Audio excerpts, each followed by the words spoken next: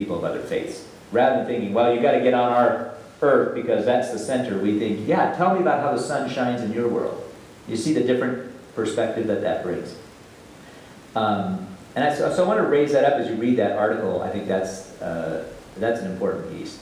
The other one I want to talk about, and then I want to bounce back to Randy again, is that I'm convinced that we have to get over the idea that Christian salvation is about going to heaven after we die. If I could send you all home and say, you need to eliminate that from your... it could work symbolically for you, but quit letting it work as a what's the other one? Symbol or idol for you. That Christianity and all religions are about seeking wholeness in life. And that if we could shift to that, then we stop asking the questions, well, who's going to go to heaven? Because that's not the question anymore. It's who is becoming whole in the world. And if you could shift your idea of religion to being, think about, is Christianity helping me to be more whole? Rather than is it preserving my soul for an afterlife, it shifts the framework. And then you're able to say, you know, how is that happening in Islam? And how is that happening in Buddhism? And how is it happening in Hinduism? How are people becoming whole? And we kind of check off that notion that, well, the Catholic Church used to say there's no salvation outside of the church because they thought they were the center of the universe, right? And we say, well, there's wholeness, there's wisdom and wholeness in every tradition. So how do we explore that both within our own and as we look at other traditions as well?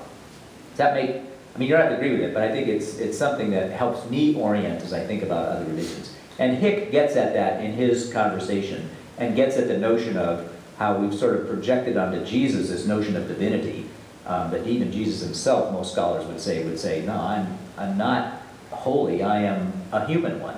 I am like you. And I'm working at the bottom of the human social construct to see if there's a way to make us whole.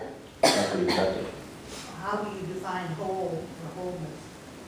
Yeah, well, that's why I liked Randy's phrase, is sort of to say, it could be symbolically held in the nature of the cross, right?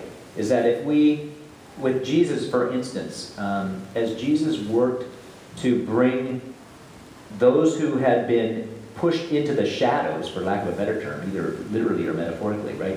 Those who are in the shadows, Jesus said they belong in the center with all of us, right? So the people who were ostracized because they had an illness were brought into the fold. When Jesus goes in the temple and turns over the tables, he's turning over the tables, as we learned in Mark, because it was the poor who couldn't enter into that system, right? That system kept you out if you, it was rough on you if you were poor. In a sense, he's breaking down those systems, saying wholeness is that when we're all collectively together. So I think that's part of wholeness, is embracing that, and that's why I was going to ask Randy about this, that which we have traditionally pushed into the shadow world.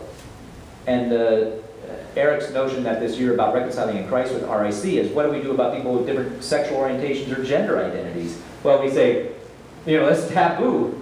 And is Christianity about a place where you say, we're not going to live like that anymore. We're going to have conversations that move that which we've pushed into taboo back into the heart of community, and see if love and wholeness can be a part of that pattern of relating. Does that make sense, Pat?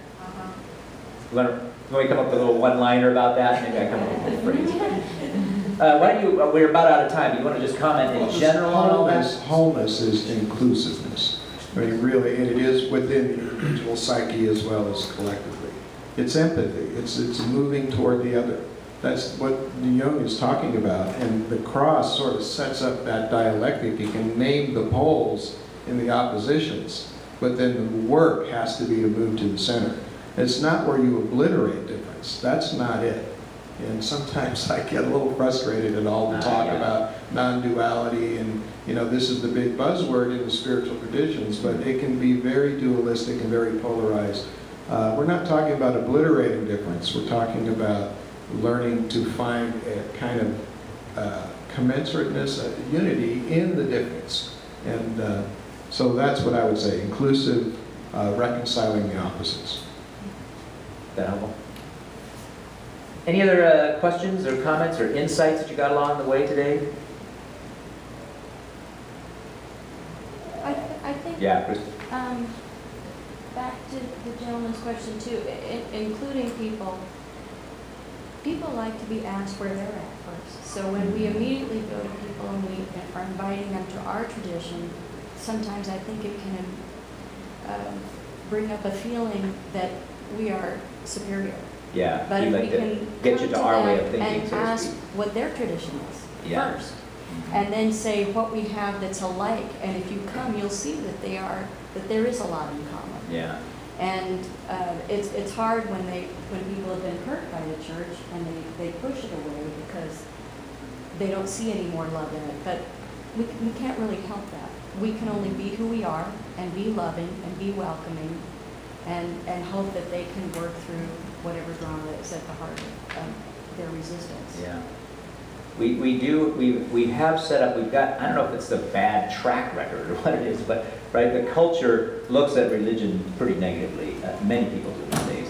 And yet, like Randy was saying, we still are the ones who have, at the heart of community life, some of the most powerful symbols that help you move towards wholeness that are available to the human experiment. And so we just got to learn how to retell our story in a way that people go, oh, yeah, geez, I never thought about that. Rather than saying, we've got a dogmatic formula that we're pretty committed to, and we'd like you to come and hear about it. I'm not sure that's going to fly, but that's sort of been traditionally the way it's worked. I'll never forget, well, no, I'm not going to tell that story. Okay. Come on. All right, I used to run the new member classes in here, and I thought, I'm so creative, you all know that, right? I am so creative that I thought if I can get anybody to understand dogma, you know, it's in my skill sets to do this. So I'd bring these new classes and I would try to be as creative as I could, but then I realized I'm still doing exactly what you described. I'm still pitching a perspective that I'm requiring for them to both master, learn the language of, and then find some meaning in the system. And I had a couple of people who I'd married who liked the wedding ceremony. So they're like, I'm going to come to your church, you know. And then they were in the new member class. And she sat there, this one woman sat there the whole time, and I thought, you know, she's getting it. And when we're done, she goes, I have no idea what you were talking about. Right? And what I should have done, Christy, is I should have started by saying, tell me about your journey. And where you're at. And where you're at. And so I just stopped that whole process because I realized I, too, despite the creativity, was still operating in sort of the, you know, all of our symbols as sort of, well, they all have meaning, and if you could just understand what they mean, then you can join the club. And that's not really what we're talking about here. There's something deeper going on here. And how do we articulate that? And then, as Lori said, communally exercise that in a way that's healthy for you and the wider community. Well, thanks to Randy for coming this morning. It was a quick, you probably have more in your head, We had room because I might bring you back. We have one more session, not next Sunday because it's Easter, but we have one more session early May. I think it's the first Sunday in May, which we're going to kind of wrap up the whole, you know, we looked at very different things throughout the year, and I'm going to try to bring them back on the table again and see what did you experience this year, and how would you reframe your notion of what it means to be God's loving embrace to the world. How have we moved in that? And we're getting ready to vote on a new welcome statement. I'll probably bring that welcome statement to that class too, so you can begin to see what it's looking like as far as how the congregation has responded to that. So we'll spend some time with that on May 1st, and then we move into a couple of different experiential things, okay? Thank you.